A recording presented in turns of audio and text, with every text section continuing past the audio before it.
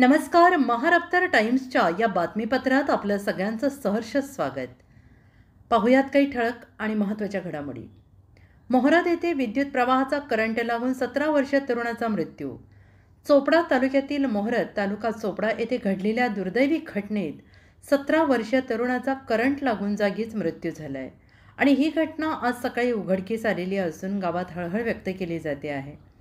मिळालेल्या माहितीनुसार आसिफ अहमद तडवी वय वर्ष 17 हा सकाळी 6 वाजता बकऱ्यांसाठी चारा आणण्यासाठी घराबाहेर गेला होता. मात्र तो दुपारपर्यंत न आला आणि त्याचे आईवडील आणि नातेवाईकांनी गावभर शोध घेण्यास सुरुवात केली.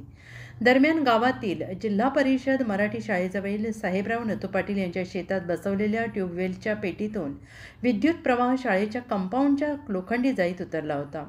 शोध घेत असताना आसिफ शाळेच्या तार कंपाऊंडला हात लावताच त्याला जोराचा करंट बसला आणि त्याचा जागीच मृत्यू झाला. या घटनेनंतर ग्रामस्थांनी धाव घेऊन पाहिले असता आसिफ शाळेच्या कंपाऊंडला चिकटलेल्या अवस्थेत मृतावस्थेत आढळला. त्याच्या शरीरावर करंटमुळे गंभीर भाजली जाण्याची चिन्हे दिसून आली आणि त्याचवेळी एका लहान मुलाला देखील सौम्य करंट लागल्याने शाळेच्या कंपाऊंडमध्ये विद्युत प्रवाह असल्याचं ग्रामस्थांच्या लक्षात आलं. संध्याकाळच्या सुमारास ग्रामस्थांच्या मदतीने आसिफचा मृतदेह ॲम्ब्युलन्समधून चोपडा येथील उपजिल्हा रुग्णालयात हलवण्यात आला, जिथे वैद्यकीय अधिकाऱ्यांनी त्याचे शवविच्छेदन केले. या घटनेची माहिती मिळताच अडावत पोलिसांनी घटनास्थळी भेट देऊन पंचनामा केलेला असून पुढील तपास सुरू आहे. गावात या दुर्दैवी घटनेमुळे शोककळा पसरली आहे.